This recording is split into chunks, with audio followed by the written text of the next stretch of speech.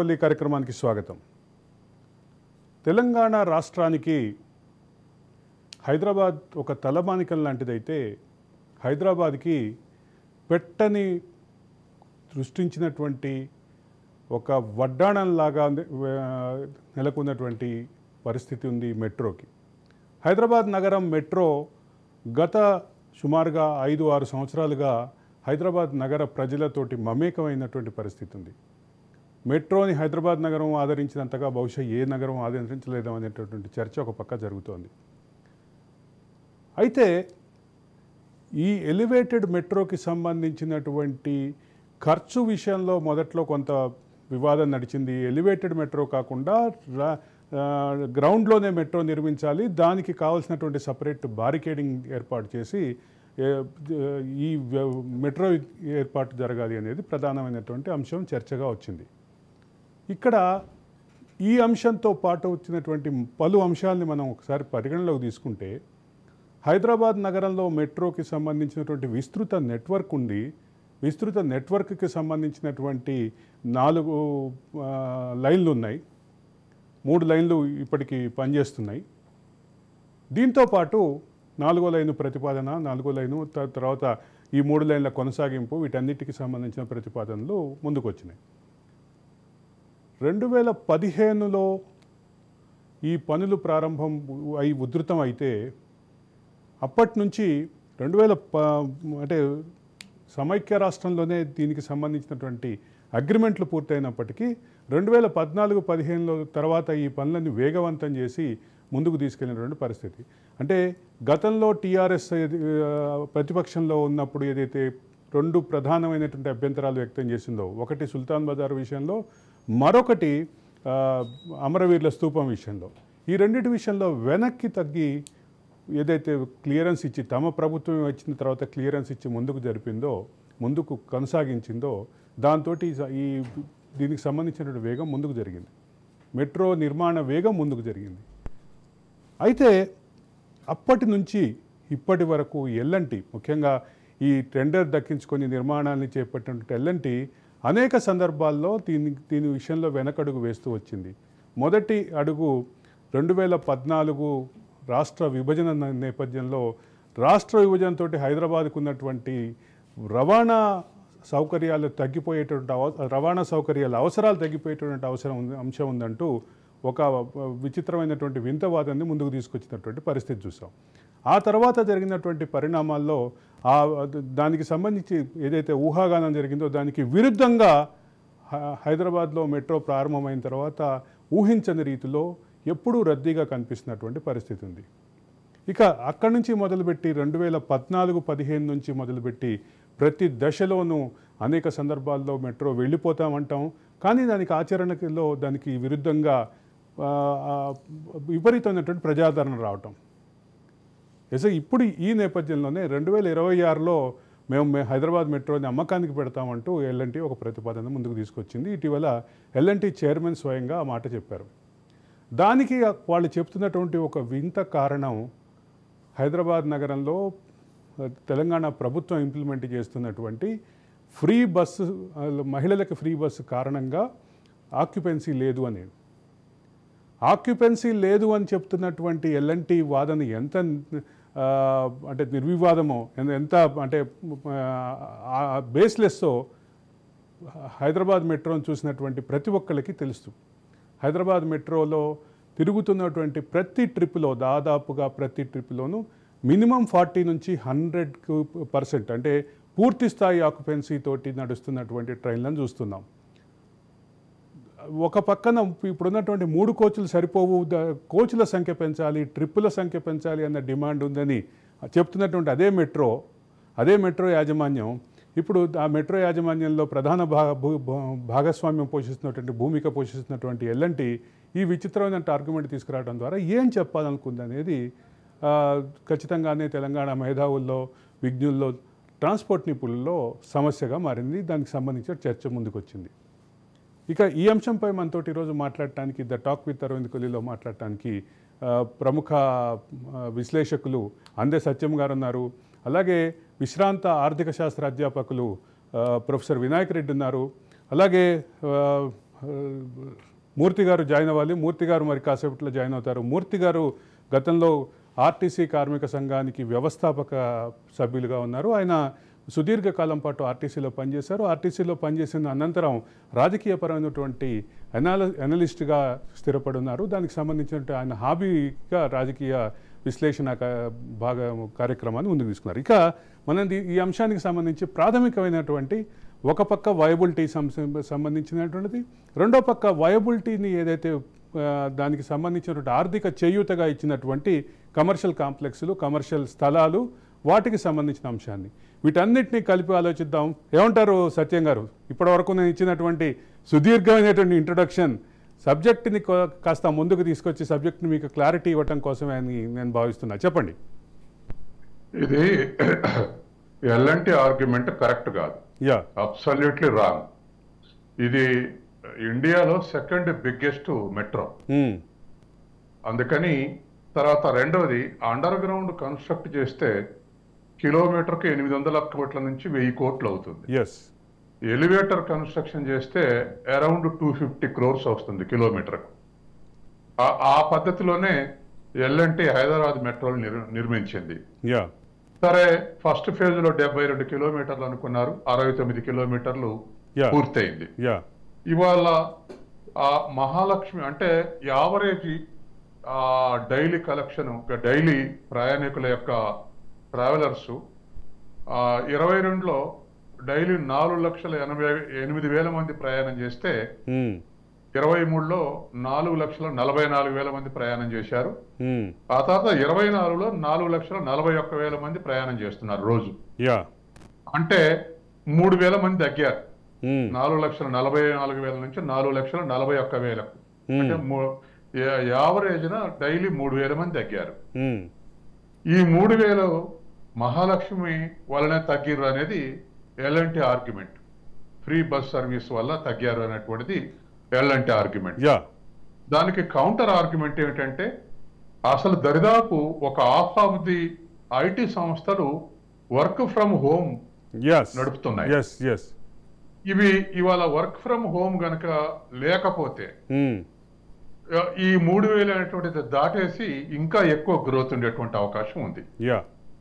కాబట్టి ఇలా ఒకవేళ యావరేజ్న డైలీ 3,000 తగ్గారంటే అది వర్క్ ఫ్రమ్ హోమ్ వల్ల తప్ప ఫ్రీ సర్వీస్ వల్ల కాదనేటువంటిది కౌంటర్ ఆర్గ్యుమెంట్. తర్వాత రెండవ పాయింట్ ఏమిటంటే ఇవాళ స్టేషన్ టు స్టేషన్ పోవాలనుకున్న వాళ్ళు ఎక్కువ ఆర్టీసీని ప్రిఫర్ చేస్తారు. అట్లా కాదు, లాంగ్ రన్ దరిదాపు 29-27 స్టేషన్లు మెట్రోలో ఒక్కొక్క లైన్కు ఉన్నాయి. ఇవాళ వేగవంతంగా ప్రయాణం చేయాలి, తర్వాత పొల్యూషన్ ఫ్రీ జర్నీ ఉండాలి, తర్వాత జాబ్ హోల్డర్స్ కరెక్ట్ గా కమిట్మెంట్ తోటి కరెక్ట్ టైం రీచ్ కావాలి. ఇటువంటి వాళ్ళందరూ మెట్రోలో ప్రయాణం చేస్తున్నారు. మెట్రోలో ఎవరు ఒక స్టేషన్ లెక్కి ఇంకో స్టేషన్ లో దిగుదాం అనుకునే వాళ్ళు మెట్రో యొక్క వాళ్ళు చాలా తక్కువ మంది. నేను సిటీలో దరిదాపు మాదాపూర్, జూబ్లీహిల్స్ వీటికి మెట్రోలో ఎక్కువ ప్రయాణం చేస్తా ఉన్నా ఈ ఛానల్స్ కొరకే.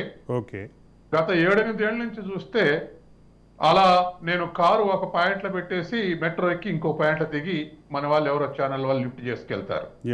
ఈ కీన్ అబ్జర్వేషన్ నేను చూసింది ఏమిటంటే స్టేషన్ లెక్కి ఇంకో స్టేషన్ లో దిగే వాళ్ళు ఒక్కరిద్దరికన్నా ఎక్కువ అవుపడరు.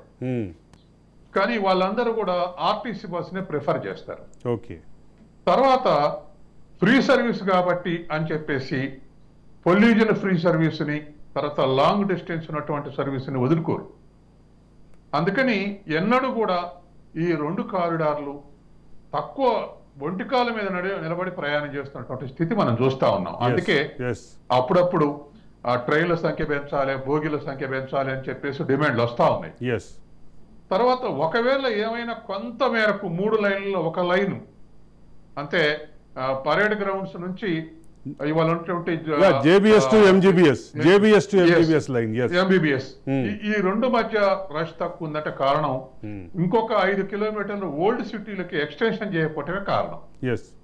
రేపు ఈ 5 to 10 kilometres old cities extension చేస్తే ఓల్డ్ సిటీ పీపుల్ మొత్తం కూడా సికింద్రాబాద్ స్టేషన్ కు ప్రయాణం చేయడానికి ఇది ఉపయోగపడుతుంది. యథావిధిగా రష్ ఉండేటువంటి అవకాశం ఉంది. ఇటువంటి ల్యాప్సెస్ వల్ల, 1-2 ల్యాప్సెస్ వల్ల ఇటువంటిది ఏమైనా కొంత మేరకు ఒక 5% కానీ ప్రధానమైనటువంటి విషయం మీరు గమనించుంటారు, అంటే రద్దీ సమయాల్లోనే కాకుండా, అంటే సహజంగా రద్దీ ఉండే సమయాల్లోనే కాకుండా ఎక్కువ భాగం మెట్రో రైళ్లు ఫుల్గానే వెళ్తున్నటువంటి ఫుల్ ఆక్యుపెన్సీ తోటి కాదు, మీరు అన్నట్టుగా సింగిల్ లెగ్ స్టాండింగ్ తోటి కూడా వెళ్తున్నటువంటి సందర్భాలు చూస్తున్నాం. కాబట్టి ఇవాళ తర్వాత రెండోది, మెట్రో కరోనా టైం తప్ప మిగతా టైంలో నష్టాలతో నడవట్లేదు, లాభాలతోటి నడుస్తుంది. దరిదాపు ఎవ్రీ క్వార్టర్ 4,000 కోట్లు నెట్ ప్రాఫిట్ గెయిన్ అవుతా ఉన్నారు. మీకు ఒక మెట్రోకి సంబంధించినటువంటి ప్రాథమికమైనటువంటి అంశం ఏదైతే మెట్రో అగ్రిమెంట్లో ఉన్నటువంటి ప్రాథమికమైనటువంటి అంశం, ఆపరేషనల్ బెనిఫిట్స్, ఆపరేషనల్ వ్యవహారాలలో నష్టం వచ్చే అవకాశం ఉంది కాబట్టే దాన్ని సబ్స్టిట్యూట్ చేయటం కోసం మెట్రో సంస్థకి, ఎల్ఎన్టీ సంస్థకి, హైదరాబాద్ మెట్రో రైల్ కార్పొరేషన్కి కొన్ని కీలకమైనటువంటి ప్రాంతాల్లో కమర్షియల్ ల్యాండ్స్ ఇచ్చినటువంటి పరిస్థితి ఉంది. ఆ కమర్షియల్ ల్యాండ్స్కి సంబంధించినటువంటి వ్యవహారాలు ముందుకొచ్చినాయి. అయితే వీటిలో ఆక్యుపెన్సీ పూర్తిగా లేని కారణంగా ఇప్పుడు వాటిని మార్కెట్ చేసుకోలేని ఎల్ఎన్టీ యాజమాన్యం ప్రస్తుతం ఈ మహాలక్ష్మి పథకాన్ని బూచిగా చూపించి డ్రాప్ అవుతోంది అంటూ ప్రధానంగా కాంగ్రెస్ నుంచి వస్తున్నటువంటి విమర్శ. ఇప్పుడు తర్వాత ఇంకోటి కూడా, ఇప్పుడు మెట్రోలో ప్రయాణికులు కానీ నడవడిక కానీ వీటన్నిటిలో సస్టైనబిలిటీ వచ్చినాక కమర్షియలైజేషన్ స్టార్ట్ అవుద్ది. ఇప్పుడు అగ్రికల్చర్ సర్ప్లస్ వచ్చినాకనే స్టార్ట్ అవుద్ది, కమర్షియలైజేషన్ స్టార్ట్ అయింది.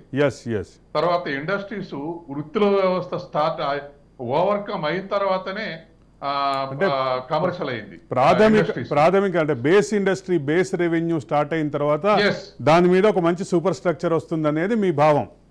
ఇప్పుడు ప్రయాణికుల నమ్మకం కలిగిన తర్వాత, ప్రయాణికులకు మెట్రో మీద పూర్తి అవగాహన వచ్చిన తర్వాత కమర్షియలైజేషన్ స్టార్ట్ అయితే కమర్షియలైజేషన్ కు డిమాండ్ కూడా పెరుగుతుంది.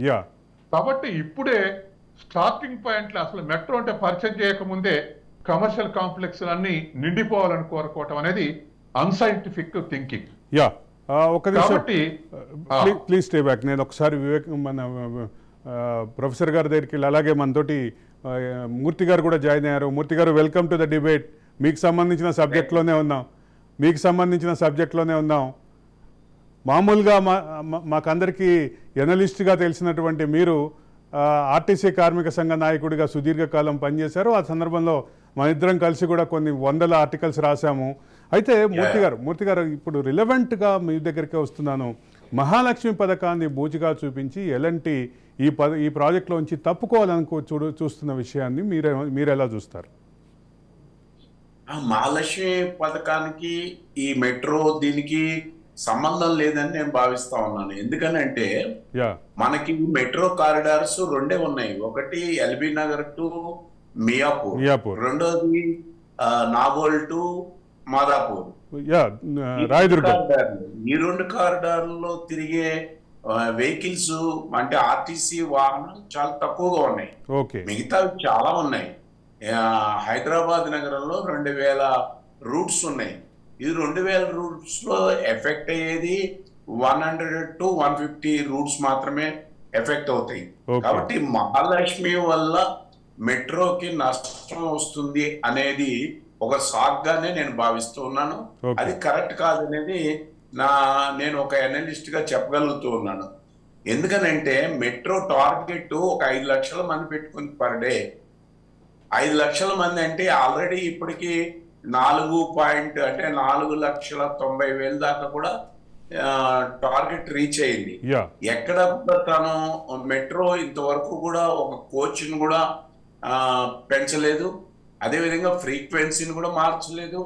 మనం చూస్తే మార్నింగ్ 7 to 11 అప్ టు 11 వరకు కూడా స్టాండింగ్ వెళ్తున్నారు. ప్రతి దాంట్లో కూడా ప్యాసింజర్స్ నుంచి రిక్వైర్మెంట్ కూడా వస్తుంది, కోచెస్ పెంచండి, ఫ్రీక్వెన్సీ పెంచండి అని చెప్పి అడుగుతూ ఉన్నారు. అటువంటిది ఏమీ చేయట్లేదు. చేయకుండా మళ్ళీ మాకు లాస్లో ఉంది కాబట్టి దీని నుంచి తప్పుకుంటాము అని అంటే ఇది గవర్నమెంట్ ని థ్రెట్ చేయడమే అని చెప్పి నేను భావిస్తూ ఉన్నాను. అదే సందర్భంలో మీకు గుర్తుండే ఉంటుంది, మనం గతంలో కూడా మాట్లాడుకున్నాం, అనేక షోల్లో కూడా మాట్లాడాం.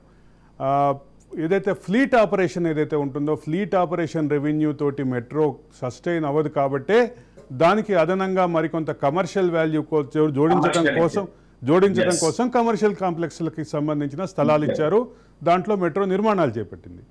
ఈరోజు అక్కడ వస్తున్నటువంటి లాభాలను చూపించకుండా కేవలం ఆపరేషనల్ లాసెస్ని మాత్రమే చూపించే ప్రయత్నం జరుగుతోంది. ఇది మొత్తం వ్యవస్థని దాన్ని మొత్తాన్ని తప్పుదారి పట్టించే ప్రయత్నం జరుగుతోంది అనేది ఒక వాదన ఉంది. దీని మీద మీరేమంటారు? 100% ఇప్పటికీ 400 దాదాపు 450 కమర్షియల్ పాయింట్స్ ఇచ్చారనేది. రెండోది, మనం మొదట్లో మెట్రో స్టార్ట్ అయినప్పుడు 2 వీలర్ పార్కింగ్ కానీ లేకపోతే కార్ పార్కింగ్ కానీ ఫ్రీ ఇచ్చారు. ఇప్పుడు ఫ్రీ కాదు, దాని మీద వసూలు చేస్తున్నారు. అంతేకాదు, ఇది వరకు ఒక 20 రూపాయలు తీసుకుని ఉదయం అక్కడ వెహికల్ పెడితే సాయంకాలం వరకు ఉంచేవాళ్ళు. ఇప్పుడు అట్లా కాకుండా అవర్లీ బేసిస్ లో వసూలు చేస్తున్నారు. అంతేకాదు, టాయిలెట్స్ లో కూడా డబ్బులు వసూలు చేస్తున్నారు. ఈ మధ్య దాదాపు ఒక 5-6 నెలల నుంచి ప్రారంభమైంది. సో ఈ రకంగా 5-6 నెలల నుంచి ప్రారంభమైంది కాదు, 5-6 నెలల క్రితం పునఃప్రారంభమైంది. రెండోది, మనకి కమర్షియల్ యాడ్స్ కూడా వస్తున్నాయి కదా లోపల. ఆ యాడ్స్ మీద ఎంత వస్తున్నది, ఈ కమర్షియల్ కాంప్లెక్స్ వల్ల ఎంత వస్తున్నది, ఈ రెవెన్యూ 2 వీలర్ కానీ లేకపోతే వెహికల్ పార్కింగ్ మీద వస్తున్నది కానీ ఇవేమీ చూపించకుండా మీరన్నట్టు ఆపరేషనల్ లాసెస్ ని అని చెప్పి చూపించడం సరైనది కాదు అని చెప్పి నేను భావిస్తున్నాను.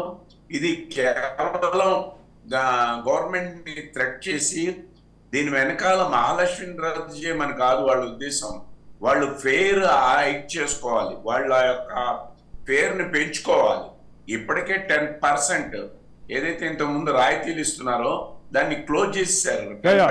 ఏదైతే మెట్రో కార్డు మీద ఉండే రాయితీ ఏదైతే 10% ఉందో ఇప్పుడు అది 10% లేదు.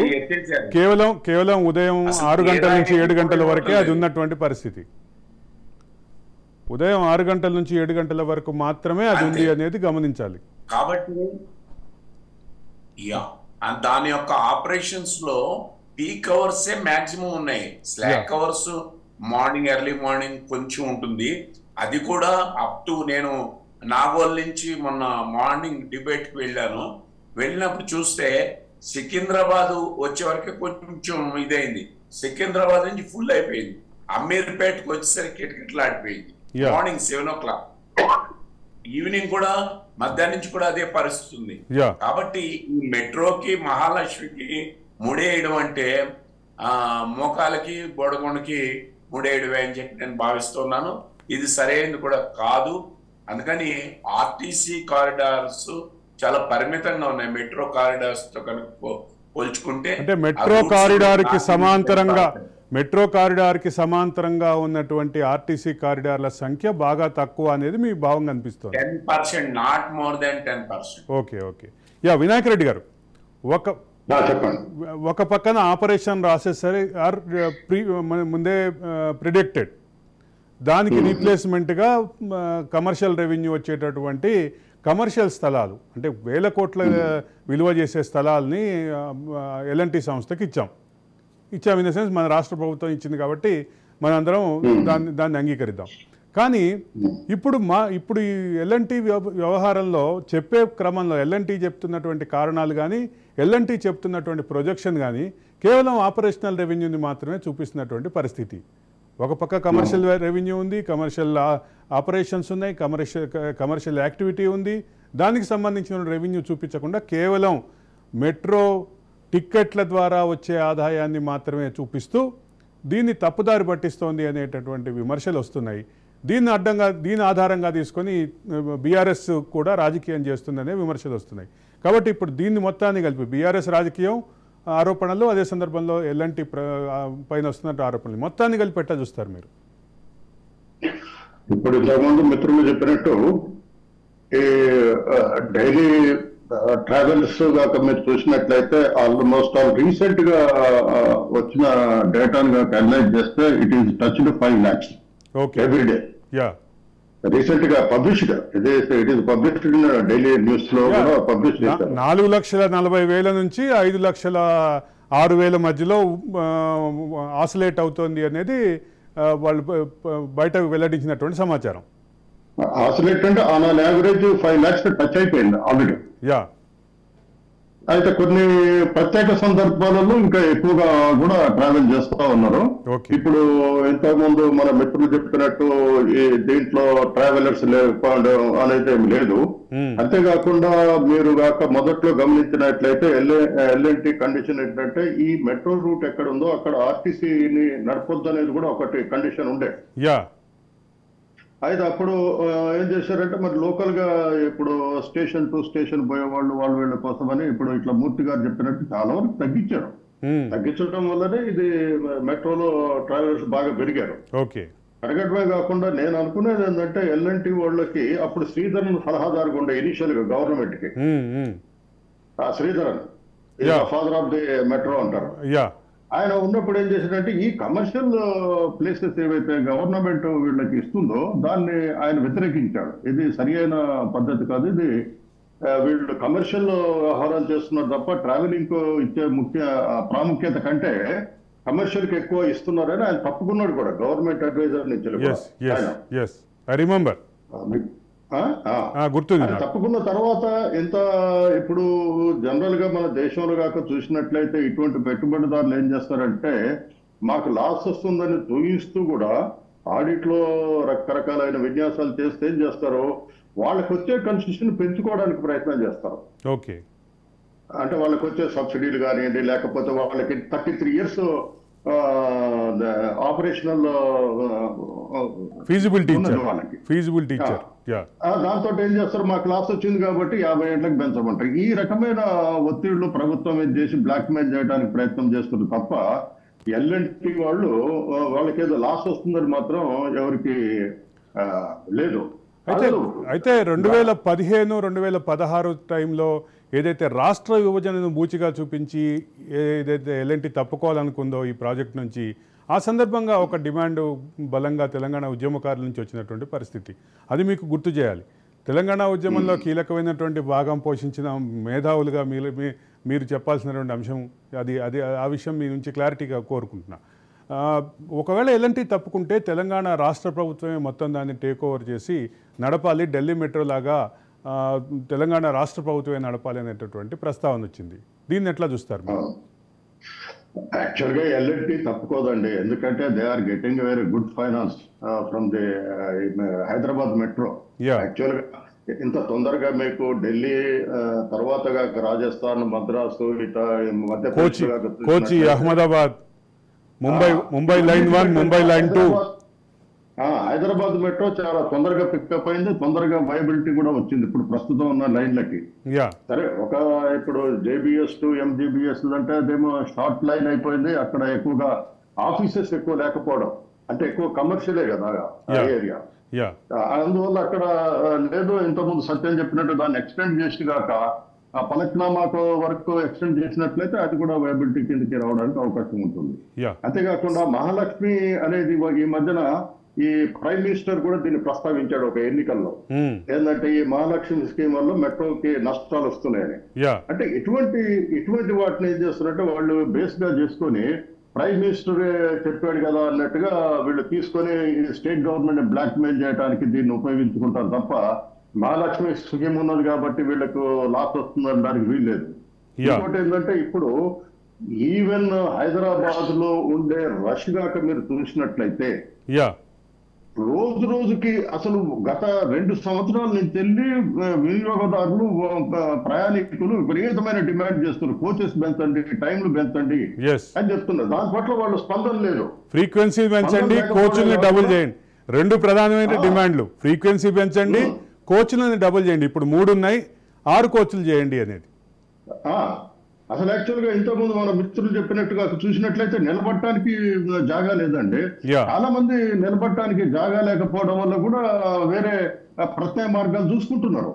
అక్కడ ఇప్పుడు ప్రతి వాళ్ళు కొంత సులువుగా అంత ఈజీగా పోవడానికి ప్రయత్నం చేస్తారా, అంతేగా నెట్టుకొని ఒకళ్ళ మీద ఒకళ్ళు పడిపోయి ఇవ్వడానికి ఎవరు ప్రయత్నం చేయరు కదా. అందువల్ల ఏమవుతుంది, దీంట్లో సీట్లు దొరక్క ప్రత్యామ్నాయ మార్గాల వైపు పోతున్నారు. ఇప్పటికీ నిజంగానే వీళ్ళు కోచెస్ పెంచి, టైం పెంచి, వీళ్ళు కాక సరి అయిన సౌకర్యాలు ఇప్పుడు ఇంతకుముందు మిత్రులు అన్నట్టు గవర్నమెంట్ జాగాలంటే ఇప్పుడు మన పార్కింగ్ ఏరియా వీళ్ళకి ఎక్కడ ఉందండి? మున్సిపాలిటీది ఉపయోగించుకొని మున్సిపల్ రోడ్లు జిహెచ్ఎంసీ రోడ్లు ఉపయోగించుకొని వీళ్ళు డబ్బులు వసూలు చేసుకుంటున్నారు. చాలా దుర్మార్గమైన విషయం. ఇంకా అన్ని చోట్ల చూడండి, ఇంతకుముందు మన మూర్తి గారు చెప్పినట్టు ఇదివరకు ఒక రోజుకు ఉండేది, ఇప్పుడు అవర్లీ అంటే ఏమవుతుంది? వీళ్ళు అవర్లు ఇప్పుడు నేను మెట్టుగూడ దగ్గర ఒక మోటార్ సైకిల్ పెట్టాను అనుకోండి. మోటార్ సైకిల్ పెట్టి నేను మాదాపూర్ పోవాలంటే వచ్చే వరకు అది 60-70 రూపాయలు అవుతుంది. 80 రూపాయలు అయితే మరి నేను మెట్రో ఎందుకు ఎక్కాలి? అందుకోసం మోటార్ సైకిల్ మీద పోయే వాళ్ళ సంఖ్య కూడా పెరుగుతుంది ఈ మధ్యన. ఇంకోటి ఏంటంటే ఎండకు వెహికల్స్ ఎండటం వాళ్ళకి తడవటం కూడా జరుగుతుంది. అందువల్ల ఏమవుతుందంటే వాళ్ళు పార్కింగ్ ఫెసిలిటీ ఇవ్వరు, కమర్షియల్ స్పేస్ ను ఉపయోగించుకుంటారు, అన్ని రకాలైన ప్రభుత్వం నుంచి వెళ్ళి ఫెసిలిటీస్ తీసుకుంటారు, సౌకర్యాలు తీసుకుంటారు, సబ్సిడీలు పొందుతారు. ఇంకా మాకు లాస్ వస్తుందని చెప్పడం అంటే దాన్ని కేవలం ఈ మన రాష్ట్ర ప్రభుత్వాన్ని బ్లాక్ మెయిల్ చేసి అదనపు సౌకర్యాలు పొందడానికి కానీ అదనపు ఆదాయాన్ని పెంచుకోవడానికి ప్రయత్నం తప్ప ఇది ఎల్ఎన్టీ చేసేది మాత్రం చాలా దుర్మార్గమైంది. సరే, ఇది ఎల్ఎన్టీ కాదు, అంతర్జాతీయ పెట్టుబడిదారు సంస్థలు చేసే అన్ని కూడా ఇటువంటి. ఇప్పుడు మీకు ఒక ఉదాహరణ చెప్తాను. ఇప్పుడు మనకు Hyderabad to Vijayawada national highway ఉంది. ఈ మధ్య జూన్ నుంచి వాళ్ళు ఈ టోల్ గేట్ రేట్స్ పెంచుతున్నారు. టోల్ రేట్స్ ఎందుకు పెంచాలండి నాకు అర్థం కాదు. వాడికి ఇచ్చింది ఏంటి? వాళ్ళు నిర్మించాలి, వసూలు చేసుకోవాలి, వదిలిపెట్టాలి. ఇది పద్ధతి. ఇక మరొక విషయం కూడా ఇక్కడ మరొక చిన్న కంపారిజన్ కూడా మనం చూద్దాం. సత్యం గారు, సికింద్రాబాద్ నుంచి భరత్ నగర్కి ఎంఎంటీఎస్ టికెట్ 5 రూపాయలు 10 రూపాయలు ఉంది. వేరాజ్ ఇది సుమారుగా 40 రూపాయలు ఉంటుంది మెట్రో టికెట్. ఒకవేళ నిజంగానే నష్టం జరిగితే ఎంఎంటీఎస్ మెట్రో మూలంగా నష్టపోతుంది అని చెప్పటానికి కానీ దానికి సంబంధించినటువంటి నిజంగా ఆక్యుపెన్సీ తగ్గిందని మనకు వచ్చినటువంటి డేటా కానీ అదే చెప్తోంది.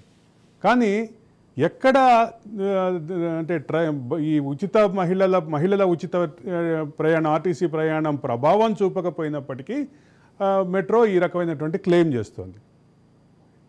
ఎట్లా చూడాలి రెండింటిని? ఇప్పుడు వాళ్ళకు ఫైనాన్షియల్ ఇప్పుడు 24-25 ఫైనాన్షియల్ ఇయర్ నడవాలండి. 23-24 ఫైనాన్షియల్ ఇయర్ లో నెట్ ప్రాఫిటే ఉంది కానీ లాస్ రాలేదు. ఫైనాన్షియల్ 23-24 ఇది ఒక అంశం. తర్వాత రెండోది, అసలు ప్రాజెక్టు పూర్తిగా మనకు 309 కిలోమీటర్స్, ఇప్పుడు పూర్తయింది 69 కిలోమీటర్లే. కాబట్టి సమగ్రంగా డెవలప్ అయిన తర్వాత, కనెక్టివిటీ పెరిగిన తర్వాత ప్రయాణికుల సంఖ్య పెరుగుద్ది. తర్వాత రెండోది, వాళ్ళు ఏమంటారంటే వాళ్ళ ఆర్గ్యుమెంట్ ఏంటంటే పీక్ అవర్స్ లో యావరేజ్న 5,50,000 మంది ఉండేవాళ్ళు, అది 4,80,000కు తగ్గింది. ఈ డిఫరెన్స్ మహాలక్ష్మి వల్లనే అంటారు. దానికి అట్లా కాదు. ఇప్పుడు మూర్తి గారు చెప్పినటువంటి ఆపరేషనల్ రూట్స్, ఆర్టీసీ రూట్స్ తక్కువ ఉంటాం కానీ వీటన్నిటి దృష్ట్యా చూస్తే వాళ్ళ ఆర్గ్యుమెంట్ అన్సైంటిఫిక్ అని తేలుతుంది. కాబట్టి ఆల్టర్నేటివ్ గా సంఖ్య పెంచుకోవటానికి, అంటే ప్రయాణికుల సంఖ్య పెంచడానికి ఎక్కడైనా చేసే పని నెట్వర్క్ పెంచడమే. ఇవాళ ఆర్టీసీ ఒకప్పుడు అర్బన్ రూట్స్ లో తిరిగే ఆర్టీసీ రిమోట్ విలేజెస్ కూడా ఎందుకు ఆర్టీసీ నడుపుతున్నారు? నెట్వర్క్ పెంచుకొని ప్రయాణికుల సంఖ్య పెంచారు. ఆ తర్వాత కేఎంపీ పెంచుతున్నారు. ఆ తర్వాత ఇంకా ఇతర అన్నిటిని కూడా పెంచుకుంటూ నడుపుతా ఉన్నారు. దాన్ని మినిమైజ్ చేస్తున్నారు.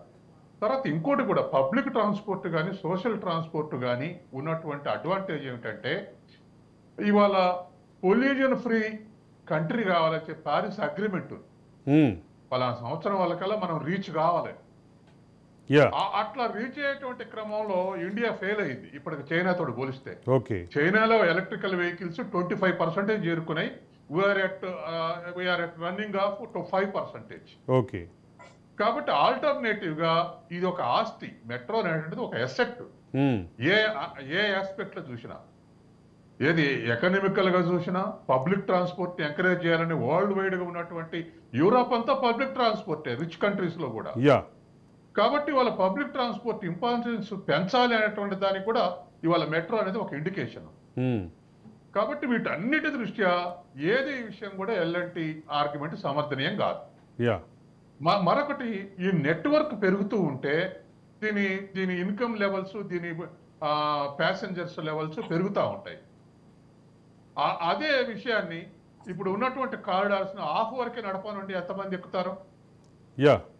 ఇప్పుడు ఎల్బీ నగర్ నుంచి మనకు అక్కడ బిహెచ్ వరకు నడుపుతున్నారు, మియాపూర్ వరకు నడుపుతున్నారు. హాఫే నడుస్తున్నాయని చెప్పమని ఎంత ఉంటుందో మనం దానికి సంబంధించినటువంటి ఫలితాలు 3వ లైన్ గ్రీన్ లైన్ విషయంలో చూస్తూనే ఉన్నాం. ఎంజీబీఎస్ నుంచి సిబిఎస్ వరకు మాత్రమే పరిమితమైనటువంటి ఆ లైన్లో ఈ 2 లైన్లతో పోలిస్తే తగినంత రద్దీ లేనటువంటి పరిస్థితి ఉంది. తగినంత కాదు, 50%. ఎస్, ఈ 2 లైన్లలో కనీసం నిలబడడానికి కూడా స్థలం లేని రద్దీ సమయాలు చూస్తున్నాం. అక్కడ ఆ పరిస్థితి లేనటువంటి పరిస్థితి ఉంది.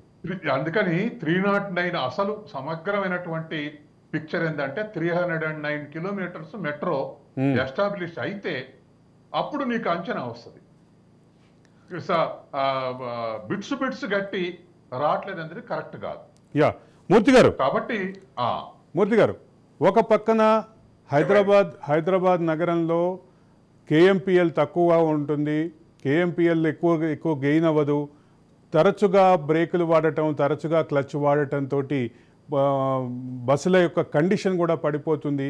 ఇటువంటి పరిస్థితిలో కూడా అదే సందర్భంలో భారీగా బస్ పాసులు ఇస్తూ రాయితీలు ఇస్తున్నటువంటి ఆర్టీసీ సంస్థకి ఇప్పుడు ఒక వచ్చినటువంటి ఈ పథకంతో వచ్చినటువంటి మరిన్ని రాయితీలు, వీటన్నిటినీ కలిపి ఆలోచిస్తే ఆర్టీసీ పర్ఫార్మెన్స్, ఆర్టీసీ యొక్క మన ఆక్యుపెన్సీ కానీ చాలా హైగా ఉంటుంది.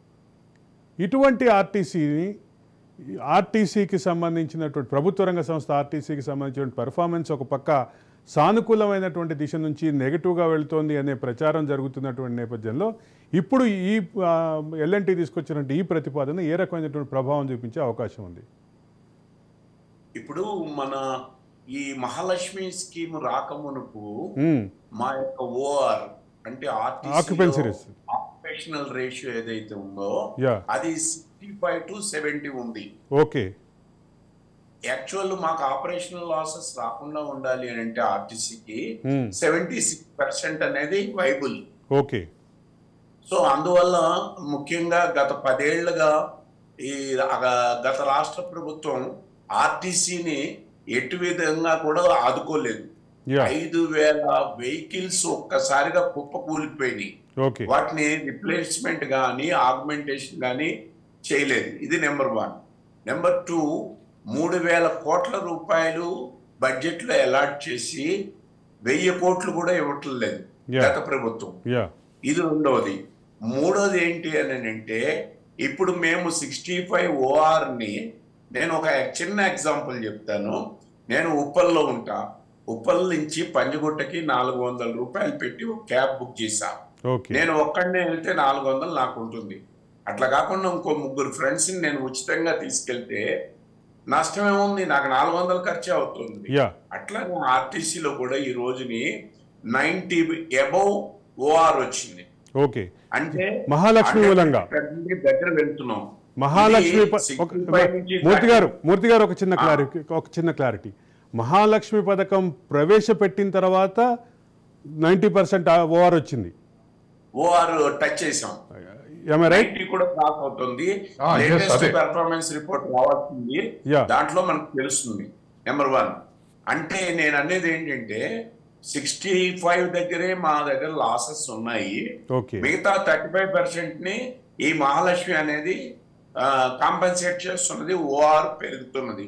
అయితే ఇక్కడ గవర్నమెంట్ ఈ 0 టికెట్లు ఇవ్వడం ద్వారా వచ్చిన ఆ రెవెన్యూని గవర్నమెంట్ ఇవ్వటం లేదు. అట్లా గవర్నమెంట్ వెంటనే ఇప్పుడున్న గవర్నమెంట్ మహాలక్ష్మి స్కీమ్ ని అనౌన్స్ చేసిన ఈ గవర్నమెంట్ ఆ 35% ఏదైతే OR పెరిగిందో మహిళలను తీసుకెళ్ళడం వల్ల దాన్ని కాంపెన్సేట్ చేయాల్సిన అవసరం ఉన్నది. అదేవిధంగా బస్ పాసెస్ ని కాంపెన్సేట్ చేయాల్సిన అవసరం ఉన్నది. అందుకని ఆర్టీసీకి ఎప్పుడు కూడా ఆపరేషనల్ లాసెస్ లేవు, క్రియేటెడ్ లాసెస్ ఉన్నాయి. ఈ క్రియేటెడ్ లాసెస్ ని అధిగమించాలి అని అంటే ప్రభుత్వం గత ప్రభుత్వం ఆర్టీసీని మెర్జ్ చేస్తున్నామని చెప్పి ప్రకటించింది. కానీ ఈ రోజు వరకు కూడా ఆర్టీసీని టేక్ ఓవర్ చేయలేదు. ఆర్టీసీగానే ఉంటుంది. ఆర్టీసీ ప్రభుత్వ సంస్థగా కాకుండా ప్రభుత్వ రంగ సంస్థగా మాత్రమే మిగిలిన విషయం వాస్తవం. కేసీఆర్ ఆర్భాటంగా ప్రకటించినటువంటి ప్రభుత్వ సంస్థ అనేది ఇంతవరకు కాలేదు. అట్లాగే ఆర్టీసీ కూడా కమర్షియల్ ప్లేసెస్ ఉన్నాయి. అంటే పెట్రోల్ బంకులు పెట్టచ్చు ప్రతి డిపో దగ్గర కూడా. దాదాపు 100 డిపోలు ఉన్నాయి. 100 డిపోలకి యాన్సిలరీగా పెట్రోల్ బంకులు పెట్టచ్చు. మీరు కుషాయిగూడ డిపో దగ్గర చూడొచ్చు. వీటి నిర్వహణ ఆర్టీసీఏ కనుక చేస్తే, అంటే ఇప్పుడు బాంబేలో బెస్ట్ మూర్తి గారు అదొక పెద్ద సబ్జెక్టు. దాని మీద ఆల్రెడీ మన వేదిక మీద డిబేట్ కూడా చేసాం. ఆర్టీసీ లాసెస్ ని రిక్యూప్ చేయాలి. దానికి కారణం ప్రభుత్వం ఇవ్వాల్సిన రాయితీలు ఇవ్వడం తప్ప ఇంకోటి ఏమి కాదు అని చెప్పి నేను చెప్పదలుచుకున్నాను. అదే సందర్భంలో ఆర్టీసీ స్థలాల్లో ప్రైవేటు వ్యక్తులు, ఆ వ్యక్తులు కూడా కొంతమంది ముఖ్యంగా ప్రభుత్వ అధినేతలకి, గత ప్రభుత్వ అధినేతలకి రక్త సంబంధికులే పెట్టుకున్నటువంటి వ్యవహారం. దానికి సంబంధించి మనం ఆల్రెడీ డిబేట్ చేసాం. అయితే ఇక్కడ ఇంకొక సమస్య వస్తుంది. ఇప్పుడు ఒక ప్రైవేట్ సంస్థ మేము విత్డ్రా అయిపోతామో లేదంటే మేము అమ్మేస్తామో అని చెప్తోంది. ఇప్పుడు మీరు ఒక ప్రభుత్వ రంగ సంస్థలో, ప్రభుత్వ రంగ రవాణా సంస్థలో సుదీర్ఘకాలం పనిచేసిన వ్యక్తిగా దీన్ని ప్రభుత్వ రంగ రవాణా సంస్థగా మార్చే అవకాశాలు ఉంటే దానికి సంబంధించిన పాసిబిలిటీస్ ఏంటి? ఇది ఒకసారి చెప్పండి. డెఫినెట్ గా తీసుకోవచ్చు. మెట్రోని నిర్వహణని ప్రభుత్వం కనుక తీసుకుంటే, దాన్ని ఆర్టీసీకి అనుసంధానం చేస్తే, ఆర్టీసీ బస్సులు మెట్రోకి ఫీడర్ సర్వీసెస్ ఇస్తాయి. ఉదాహరణకు ఒక్క ఎగ్జాంపుల్ చెప్తాను. ఈసీఐఎల్ నుంచి మాదాపూర్ పోవాలి అంటే ఈసీఐఎల్ లో బస్ ఎక్కి మెట్రో టికెట్ తీసుకుని ఈసీఐఎల్ లో కనుక బస్ ఎక్కితే అప్సిగూడ దగ్గర కానీ, తార్నాక దగ్గర కానీ, మెట్టుగూడ దగ్గర కానీ ఒక ఫీడర్ సర్వీసెస్ గా దీన్ని అనుసంధానం చేస్తే ఖచ్చితంగా మెట్రోని, ఆర్టీసీని కూడా లాభదాయకంగా తీసుకుని వెళ్ళొచ్చు అనేది నాకున్న అభిప్రాయం. గతంలో ఇట్లాగే ఎంఎంటీఎస్ తోటి కూడా అనుసంధానం నడిపినటువంటి ప్రయత్నం కూడా చూసాం. అనుసంధానం చేసుకునే అవకాశాలు ఉన్నాయి. అయితే ఇక్కడ ప్రధానంగా గమనించాల్సినటువంటి అంశం ఏంటంటే, ఒక పక్కన ప్రైవేట్ రంగ సంస్థ మేము వెళ్ళిపోతామంటోంది. నిజంగానే మనం అనుకుంటున్నట్టుగా, మనం ప్రతిపాదిస్తున్నట్లుగా, లేదా ఒక ప్రతిపాదన గురించి మనం సాధ్యాసాధ్యాలని చర్చిస్తున్నట్లుగా నిజంగానే ఇది ఎల్ఎన్టీ మెట్రో వల్ల తెలంగాణ రాష్ట్ర ప్రభుత్వ మెట్రో అయిపోతే దీనికి వచ్చే ప్రాథమికమైనటువంటి ఇబ్బందులు ఏంటి? అంటే ప్రాథమికంగా అంటే కొంత ఇబ్బందులు ఉంటాయి. ఎందుకంటే మనం ట్రైన్ చేసుకోవాలా, ఆ నిర్వహణ వ్యవస్థని ట్రైన్ చేసుకోవాలా. ఆ ప్రైవేట్ లో ఉండే ఆ లోయర్ మేనేజ్మెంట్ ఏదైతే ఉందో దాన్ని కంటిన్యూ చేసుకోవాల్సిన అవసరం ఉంటుంది. ఎందుకంటే హఠాత్తుగా మొత్తం టోటల్ గా నిర్వహణ బాధ్యతని ప్రభుత్వం తీసుకోలేదు కాబట్టి టాప్ మేనేజ్మెంట్ వెళ్ళిపోతుంది. ఈ లోయర్ మేనేజ్మెంట్ ఏదైతే ఆపరేషన్స్ లో నాకు గుర్తున్నంత వరకు హైదరాబాద్ మెట్రో రైల్ కార్పొరేషన్ ఏదైతే ఉందో దాంట్లో 89% వాటా ఎల్ఎన్టీది, 11% వాటా రాష్ట్ర ప్రభుత్వాన్ని, నాకు గుర్తున్నంత వరకు. Subject to correction. Managing director గారు ఆయన గవర్నమెంట్ నుంచే ఉన్నారు కదా, ఐఆర్ఎస్ ఇండియన్ రైల్వే సర్వీసెస్ అధికారి ఆయన ఉన్నారు. ఆయనే కొనసాగిస్తున్నారు. అయితే ఇప్పుడు ఏమవుతుందంటే 89% వాటాన్ని కూడా రాష్ట్ర ప్రభుత్వం కొనుగోలు చేసేటటువంటి పరిస్థితి వస్తుంది. దీంతో వచ్చేటటువంటి సాంకేతికమైనటువంటి ఇబ్బందులు ఒక పక్కన పెడితే, ఆర్థిక పరమైనటువంటి ఇబ్బందులు, నిర్వహణ ఇబ్బందులు, దీనికి సంబంధించి ఒక్క మాటలో చెప్పండి, ఇది ఎటువంటి డైరెక్షన్లో వెళ్తుంది? నేను చెప్తున్నది అదే. మనం ఇప్పుడున్న నిర్వహణ చేస్తున్న, అక్కడ ప్రైవేట్ లో నిర్వహణ చేస్తున్న ఆ మెట్రో డ్రైవర్స్ ఎవరైతే ఉంటారో, మెకానిక్స్ ఎవరైతే ఉంటారో, ఈ వర్క్ షాప్స్ గా ఉన్న స్టేషన్స్ గా ఇటు నాగోలు అటు మియాపూరు స్టేషన్స్ ఏవైతే ఉన్నాయో వాటిని టోటల్ గా అందులో ఉన్న సిబ్బందిని అబ్జర్వ్ చేసుకోవాలి గవర్నమెంట్ అబ్జర్వ్ చేసుకుని ట్రైనింగ్ ఇచ్చుకుంటే కొత్త వాళ్ళకి నిర్వహణ పెద్ద కష్టమేమి ఉండదు. రెండోది, రోడ్డు రవాణా సంస్థగా మంచి నిర్వహణ చేయగలిగి అనేక పెర్ఫార్మెన్స్ ని తీసుకొచ్చిన ఆర్టీసీ మేనేజ్మెంట్ ని కూడా దాంట్లో భాగస్వామ్యం చేస్తే రెండింటిని కోఆపరేట్ చేసుకుంటూ ఇటు రోడ్డు రవాణా సంస్థని అటు మెట్రో సంస్థని రెండింటిని అనుసంధానం చేసుకుని ఆర్టీసీని మెట్రోకి ఒక ఫీడర్ సర్వీసెస్ గా వినియోగించుకుంటే డెఫినెట్ గా మీరు ఫీడర్ సర్వీస్ అనగానే నాకు గుర్తొచ్చింది MMTS కిను ఆర్టీసీకి ఉన్నటువంటి అగ్రిమెంట్. కామన్ టికెట్ పెట్టాలన్న ప్రతిపాదన కూడా వచ్చింది. యా, అయితే ఇక్కడ సత్యం గారు అట్లాగే మెట్రో కూడా కామన్ టికెట్ ఒకటి పెట్టాలి. యా, సత్యం గారు ఇప్పుడు ప్రధానంగా వస్తున్నటువంటి అంశాలని ఒక్కసారి చూద్దాం. ఒక పక్క ప్రభుత్వ రంగ సంస్థగా ఉన్నటువంటి ఆర్టీసీని ప్రభుత్వ సంస్థగా మారుస్తానని చెప్పి ఆ ప్రభుత్వ రంగ సంస్థని కూడా బాగా దిగజార్చారు, దాని ప్రతిష్టను దిగజార్చారు, దాని పర్ఫార్మెన్స్ని దిగజార్చారు అని కేసీఆర్ మీద విమర్శలు ఉన్నాయి. ఇది ఒక పక్క ఆర్టీసీ కార్మికుల నుంచి వస్తున్నాయి, తెలంగాణ మేధో సమాజం నుంచి వస్తున్నాయి. గతంలో అనేక సందర్భాల్లో వినాయక్ రెడ్డి గారు కూడా దాని విషయం మాట్లాడారు. అయితే ఇప్పుడున్న పరిస్థితుల్లో ప్రైవేటు రంగ సంస్థగా ఉన్నటువంటి L&T మెట్రోని ప్రభుత్వ రంగ సంస్థగా మార్చే అవకాశాలు ఏ మేరకు ఉన్నాయి? వాస్తవానికి నేషనల్ లెవెల్లో కానీ స్టేట్ లెవెల్లో కానీ డిస్కరేజింగ్ సిచ్యువేషన్ ఉంది. అంటే ప్రైవేట్ నుంచి పబ్లిక్ తీసుకోవటం అనేటువంటిది డిస్కరేజింగ్ సిచ్యువేషన్. ఆఫ్టర్ 91 లిబరలైజేషన్ తర్వాత ఇప్పుడు ఉన్న ఇండియన్ రైల్వేసే ప్రపంచ ప్రఖ్యాతిగాంచిన రైల్వేస్ అంటే అవే ప్రైవేటీకరణ అవుతున్నాయి. కాబట్టి ఖచ్చితంగా సెంట్రల్ గవర్నమెంట్ యొక్క ప్రెజర్ ఉంటది స్టేట్ గవర్నమెంట్ మీద, ఏది తీసుకోవద్దు అనేది. తర్వాత రెండవది, స్టేట్ గవర్నమెంట్ తీసుకోవటానికి ఫైనాన్షియల్ గా పెద్ద ఖర్చు కాదు. ఎందుకంటే దాదాపు 70 కిలోమీటర్లు అంటే ఒక 15,000 కోట్లు దాని కాస్ట్, దాన్ని బిల్డ్ చేసినటువంటి కాస్ట్ ఒక 15,000 కోట్లు, 14,000 చిల్లర కోట్లు. కాబట్టి బిలో 20,000 కోట్లే దాని వాల్యూ ఉంటుంది. కాబట్టి 20,000 కోట్లు 3-4 years లో రీపేమెంట్ తోటి తీసుకోవచ్చు. కానీ రన్ చేయటం, తర్వాత దాన్ని ఎఫెక్టివ్ గా నడపటం, ఇవన్నీ ఆర్టీసీ ఎక్స్పీరియన్సెస్ తోటి చూసినప్పుడు పూర్తిగా డెడికేటెడ్ గా నడిపితేనే దాన్ని సర్వైవ్ అయ్యేటువంటి అవకాశం ఉంది. కాబట్టి తర్వాత రెండోది నేను అనుకోవటం, L&T నేను వదులుకుంటా లేకపోతే అమ్మేస్తా అనే దాని వెనకాల 2 ఆలోచనలు ఉన్నాయి అనుకుంటున్నాను నేను. ఒకటి, ఛార్జీలు పెంచుకుంటాం అనేటువంటిది ఒకటి. రెండోది రీఎంబర్స్మెంట్, అంటే వచ్చిన నష్టాన్ని గవర్నమెంట్ రీఎంబర్స్ చేయాలి, ఆర్టీసీకి రీఎంబర్స్ చేసినట్టుగా మెట్రో కూడా రీఎంబర్స్ చేయాలనేటువంటి ప్రభుత్వం ముందు 2 గొంతెమ్మ కోరికల చిట్టాలు పెట్టి ఈ బార్గెనింగ్ స్టార్ట్ చేశారు అనేది ఇందాక నాతోటి మన డిస్కషన్లో పార్టిసిపేట్ చేసినప్పుడు వినాయక్ రెడ్డి గారు కూడా అదే అన్నారు. వినాయక్ రెడ్డి గారు, ఇప్పుడు ప్రభుత్వం మీ దగ్గర ఒక గొంతెమ్మ కోరికల చిట్టా ఇవ్వటం కోసం దీన్ని సాకుగా చూపిస్తుందన్న మీ అభిప్రాయమే సత్యం గారు కూడా వ్యక్తం చేస్తున్నారు. మొత్తం మీద L&T అసలు వెళ్ళిపోయే అవకాశం అయితే ఏం కనిపించట్లేదా? L&T వెళ్ళిపోదండి. ఇప్పుడు L&T ఇప్పుడు బిల్ట్ చేసిన రూట్ కాక చూసినట్లయితే కొంత మన అంటే నేనేం ఎక్స్పర్ట్ కాదు కానీ దీంట్లో కామన్ సెన్స్ కాక మీరు తీసుకున్నట్లయితే ఎప్పుడు ఎక్కడైనా సరే ఏదైనా సర్వీసెస్ కానివ్వండి, ఒక రోడ్డు రవాణా కానివ్వండి, ఏదైనా ఒక కూడలి. అయితే ఇప్పుడు మీరు చూడండి, నాగోల్ అనేది ఒక కూడలి కాదు. నాగోల్ దగ్గర ఎందుకు ఎండ్ చేశారనేది ఎవరికి అర్థం కాదు. అది LB నగర్ దాకా మీరు ఎక్స్టెండ్ చేసి ఉంటే ఈ విజయవాడ ఆంధ్ర పోయే వాళ్ళందరూ కూడా LB నగర్ నుంచి వెళ్ళిపోతారు. అంటే మీకు సికింద్రాబాద్ ఏరియాలో వీళ్ళు కూకట్పల్లి అంతా కూడా అక్కడి నుంచి వెళ్ళిపోయేవాళ్ళు కదా. ఒక ప్రధానమైన అంశం ఇక్కడ గమనించాలి.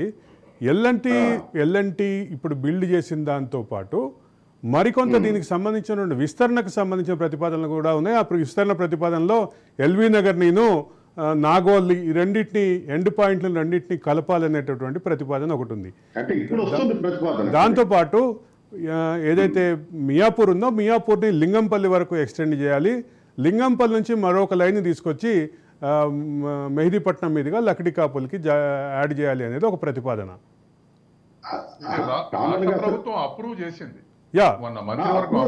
అంటే గత ప్రభుత్వంలోనూ ఈ ప్రతిపాదనలు ఉన్నాయి. గత ప్రభుత్వంలోనూ ఈ ప్రతిపాదనలు ఉన్నాయి. దాంతోపాటు ఇప్పుడు అదనంగా వచ్చింది. BHEL వరకల్లా ఎక్స్టెండ్ చేయాల్సి ఉండే అప్పుడే. ఓకే, అది మియాపూర్ అనేది it is not end point. ఎటు చూసినా అందువల్ల ఏమవుతుందంటే వీళ్ళు కేవలం ఏదో లాస్ వచ్చిందని మాత్రం ఎవరు అనుకోవట్లేదు. అంతేకాకుండా ఎల్ఎన్టీ బాధ్యత రాహిత్యం ఎందుకంటే ఇప్పుడు ఎల్ఎన్టీ వాళ్ళు ఆల్రెడీ గవర్నమెంట్ మధ్యన ఒక టజిల్ ఉంది మేడిగడ్డ విషయంలో. మేడిగడ్డ ఇటువంటి ఇష్యూలు అన్ని కూడా దీని బ్యాక్గ్రౌండ్ లో పనిచేస్తాయి. కామన్ మ్యాన్ కి అర్థమయ్యే పరిస్థితి ఉండదు.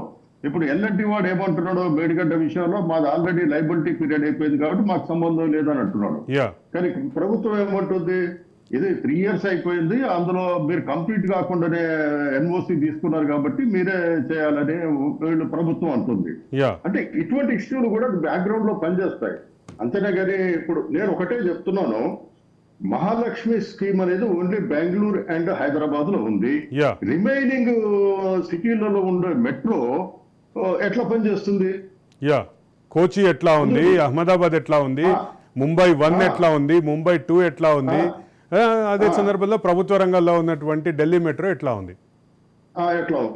అట్లనే ఇంకోటి ఏంటంటే ఇంతకుముందు మూర్తి గారు చెప్పినట్టు అసలు ఈ రూట్ ఏదైతే ఉందో, ఇప్పుడు సికింద్రాబాద్ నాగోల్ టు రాయదుర్గం ఉందనుకోండి, ఈ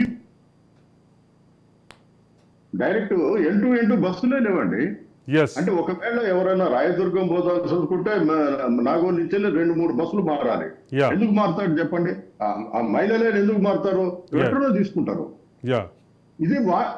ఇది ముందే ఎల్ఎన్టీ వాడు మేము ఏ రూట్ అయితే ఈ రూట్ ఉంటుందో, మెట్రో రూట్ ఉంటుందో దాంట్లో ఆర్టీసీ అసలు నడపొద్దు అన్నాడు. అసలు నడపొద్దు అంటే ప్రజల నుంచి వెళ్ళి ప్రభుత్వం నుంచి వెళ్ళి వ్యతిరేకత వచ్చిన తర్వాత మూర్తి గారు చెప్పినట్టు చాలా వరకు దాంతో పాటు ఇంకో మాట కూడా వచ్చింది, ఫీడర్ సర్వీస్ అనేటటువంటి ప్రతిపాదన. ఇప్పుడు ఏదైతే మూర్తి గారు చెప్తున్నారో ఫీడర్ సర్వీస్ గా బస్సులు నడపండి అనే ప్రతిపాదన కూడా వచ్చింది. అంటే ఆర్టీసీ యొక్క ఆపరేషన్స్ ని నియంత్రించడానికి కూడా ఎల్ఎన్టీ సంస్థ ప్రయత్నించింది అనేది క్లియర్. అదొకటి.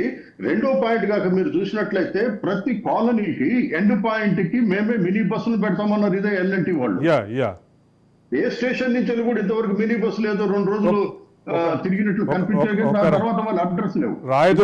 రాయదుర్గం దగ్గర మినీ బస్సులని నేను కొన్ని అయితే చూశాను. దానికి రాయదుర్గం దగ్గర అయితే మినీ బస్సులు ఉన్నాయి. ఇదివరకు ప్యారడైజ్ దగ్గర కూడా ఉన్నాయి, ఇప్పుడు ఈ మధ్య కనపడతలేవు అండి. ఓకే ఎటువంటి మరి ఆ మినీ బస్సులు ఎక్కడ పోయినాయి? ఇప్పుడు మీరు నిజంగానే ఆర్టీసీ మీరు కలిసి పనిచేసినప్పుడు ఫీడర్ సర్వీసులు లాగా ఇస్తేనేమో ప్రాబ్లం లేకుంటుండే. ఒక దశ వచ్చినట్టు ఎక్కడైనా మెట్రో దిగిన తర్వాత కాలనీకి పోవాలంటే ఒక ఫీడర్ సర్వీస్ ఉండాలి.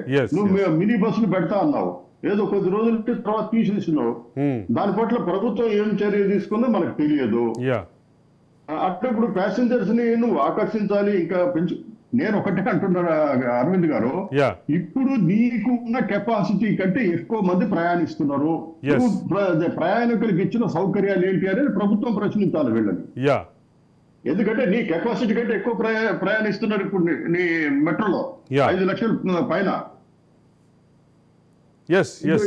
ముందు మన మిత్రులు చెప్పినట్టు ఎంత దుర్మార్గం అండి, టాయిలెట్కి పోతే డబ్బులు వసూలు చేయటం.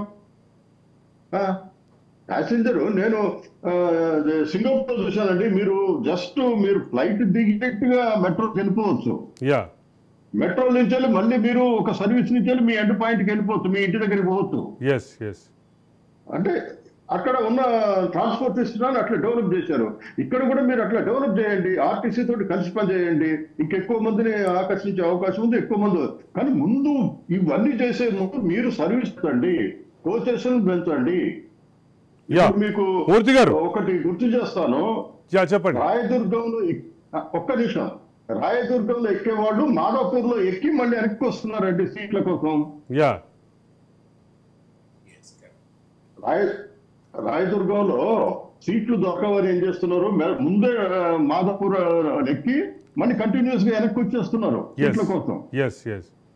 మరి అటువంటి పరిస్థితుల్లో ఉన్నప్పుడు వీడికి లాస్ వచ్చిందని జస్ట్ బ్లాక్ మెయిల్ గవర్నమెంట్ అండి టు ఎక్స్టెండ్ దేర్ పీరియడ్. ఇప్పుడు 33 ఏళ్ళు ఉంది, మాకు ఇట్లా లాస్ వస్తుందని చెప్పుకుంటా పోయి ఒక 50 ఏళ్ళకి పెంచుకోవడము, అడ్డగోలుగా దోసుకోవడం తప్ప ఎల్ఎన్టీ చేసేది ఏం లేదు దేశానికి కానీ ప్రజలకు కానీ. ప్రజల పట్ల ఏం బాధ్యత ఉంటుంది చెప్పండి? అదొక కమర్షియల్ యూనిట్, వాళ్ళ లాభాలే ప్రధానమైనవి. ప్రజల కంటే కూడా ప్రజల సౌకర్యానికంటే లాభాలే ఆర్జించడం అనేది ఎన్ఎన్టీకి ప్రధానమైనది కాబట్టి అది ఇటువంటి ఆర్గ్యుమెంట్ ముందుకు తేవడంలో పెద్ద ఆశ్చర్యాల్సిన అవసరమే లేదండి. మూర్తి గారు ఇక్కడ ప్రధానమంత్రి మహాలక్ష్మి పథకాన్ని ఉద్దేశించి చేసినటువంటి వ్యాఖ్యలు ఎలాంటి తమ వాదనకి బలోపేతం చేసుకోవడం కోసం ఉపయోగించుకునే అవకాశం ఏమైనా ఉందంటారా?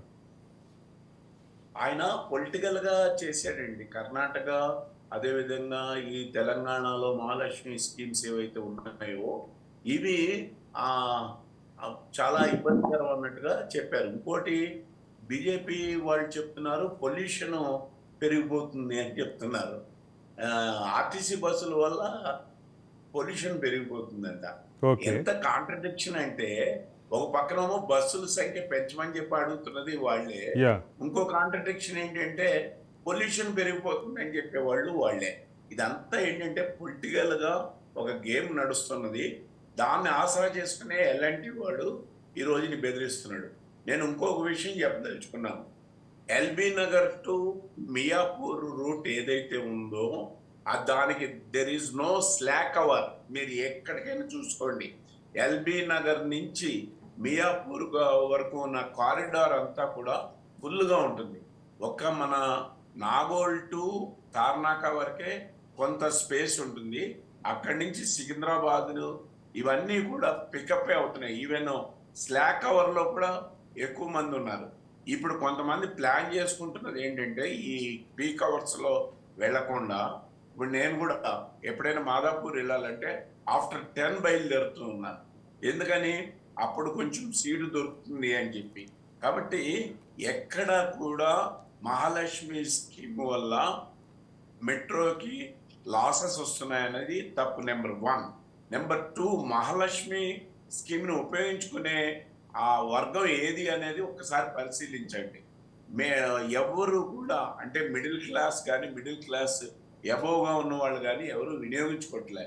ఎవరు ఎక్కువగా వినియోగించుకుంటున్నారని అంటే ఇళ్లల్లో పనిచేసే పని మనుషులు, లేదా బట్టల దుకాణాలు, చిన్న చిన్న వృత్తులు చేసుకునే వాళ్ళకే ఇది ఆసరాగా ఉంది. వాళ్ళు ఎవ్వరు కూడా మెట్రోలో పయనించరు.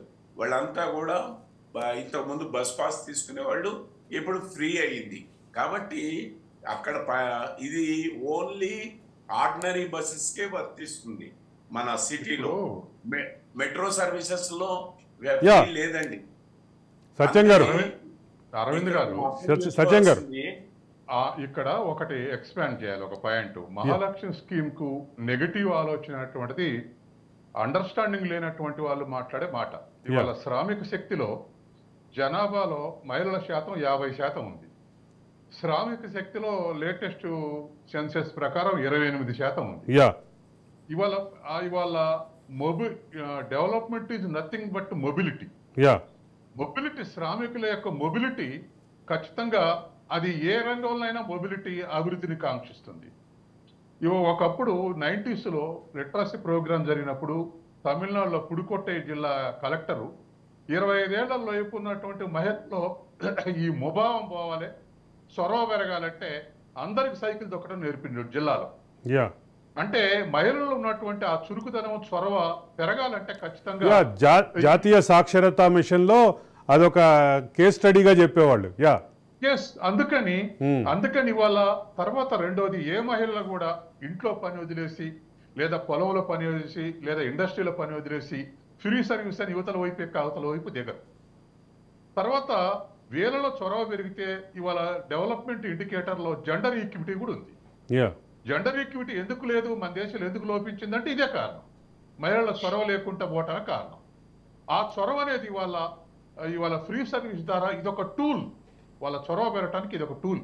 ఒక ఎడ్యుకేషన్ అట్లయితే ఒక టూలో, ఎడ్యుకేటెడ్ అట్లయితే చొరవ చేస్తారో, ఈ ప్రయాణం కూడా ఒక చొరవ. కాబట్టి ఇవన్నిటికి కూడా మొబిలిటీకి ఉపయోగపడుతుంది. ఇంకా డెవలప్మెంట్ ఒక ఫుటింగ్ స్టెప్. కాబట్టి దీన్ని నెగిటివ్ గా చూడటం అనేది తప్పు. ఇందాక మీరు మాట్లాడుతూ ఒక విషయం చెప్పారు, అండర్ గ్రౌండ్ మెట్రో కంటే ఎలివేటెడ్ మెట్రో తక్కువ అవుతుంది కాబట్టి 1/4 కాస్ట్ కాబట్టి ఇప్పుడు మన కాస్ట్ తగ్గింది. అసలు ఎలివేటెడ్ మెట్రో కూడా కాకుండా మధ్యలో బారికేడింగ్ చేసి, అంటే ఒక పర్మనెంట్ ఐసోలేట్ చేసి ల్యాండ్ని కొన్ని దేశాల్లో ఉన్నట్లుగా పూర్తిగా గ్రౌండ్ మీద మెట్రో నడిపితే ఇంకా కాస్ట్ తగ్గుతుంది అని గతంలో దీని మీద CESS centre for economic studies Arvind garu ఇప్పుడు బ్రిటిష్ యూరోప్ అన్నింటిలో కూడా బజార్లో ట్రైన్స్ ఉన్నాయి కదా. మన ఇండియాలో కూడా సిక్కింలో ఉన్నటువంటి గాంగ్ టక్ లో, తర్వాత వెస్ట్ బెంగాల్ ఉన్నటువంటి టీ తోటలో ఉన్నటువంటి డార్జిలింగ్ టౌన్ లో ఈ ట్రైన్స్ ఉన్నాయి. అంటే లండన్ లో ఏ విధంగా ట్రైన్స్ ఉన్నాయో రోడ్స్ మీద నేను చూసా. ఈ ట్రైన్స్ ఉన్నాయి. ఒకవైపు జనం నడుస్తుంటారు, ఇంకోవైపు బస్సులు తిరుగుతుంటాయి, ఒకవైపు బజార్ నుంచి ట్రైన్స్ పోతుంటాయి. ఇది పాత కాన్సెప్టే. అటువంటి చాలా దేశాల్లో అదే అంటే నేను అక్కడికే వస్తున్నా. అంటే ఎలివేటెడ్ మెట్రో కాకుండా గ్రౌండ్ మీద మెట్రో నిర్మించాలని సెస్ ఒక రిపోర్ట్ ఇచ్చింది. దాని మీద ప్రొఫెసర్ రామచంద్రయ్య చాలా తీవ్రమైనటువంటి డిబేట్ చేశారు. అనేక అంశాలు, అనేక వాదనలు ముందుకు తీసుకొచ్చారు. అసలు ఎలివేటెడ్ మెట్రో అనే కాన్సెప్ట్నే కరెక్ట్ కాదని చెప్పి ఆయన చెప్పారు. అయితే ఇప్పుడు అది ఈ సందర్భంగా ఎందుకు చర్చలోకి వస్తుంది అంటే, నిజంగానే కాస్ట్ తగ్గుంటే ఇంత భారంగా అయ్యేటటువంటి పరిస్థితి, అంటే ఇంత భారంగా చూపించే పరిస్థితి కూడా ఉండేది కాదు కదా అనేది ఒక ప్రధానమైనటువంటి ఆర్గ్యుమెంట్ వస్తుంది. మొత్తం మీద ఎల్ఎన్టీ నిజంగానే తప్పుకుంటుందా? ఎల్ఎన్టీ చెప్తున్నట్టుగానే నిజంగానే ఈ మహాలక్ష్మి పథకం ప్రభావం ఉందా? మహాలక్ష్మి పథకం నిజంగానే ఈ ఎల్ఎన్టీ యొక్క ఆక్యుపెన్సీని తగ్గించిందా? ఒక పక్క డేటా కానీ, ఒక పక్క వాస్తవ పరిస్థితులు కానీ, మాలాంటి రెగ్యులర్గా తిరిగేటటువంటి వాళ్ళకి కానీ ఎక్కడా ఆక్యుపెన్సీకి సంబంధించినటువంటి అంశం కనిపించట్లేదు. అదే సందర్భంలో మహిళలు మెట్రోని వాడకం కూడా ఎక్కడ తగ్గినటువంటి వాతావరణం, ఆ రకమైనటువంటి పరిస్థితులు కూడా కనిపించట్లేదు. మొత్తం మీద ఎల్ఎన్టీ తీసుకొస్తున్నటువంటి ఈ వాదన, ఎల్ఎన్టీ మరొక కొన్ని కాసిన గొంతెమ్మ కోరికలు ముందుకు పెట్టడం కోసం అనేటటువంటి వాదన బలంగా వినిపిస్తుంటే, అసలు ఒకవేళ నిజంగానే ఎల్ఎన్టీ తప్పుకునే పరిస్థితి ఉంటే ఎల్ఎన్టీ భాగాన్ని రాష్ట్ర ప్రభుత్వమే కొనుక్కోవాలి అనేటటువంటి అంశం కూడా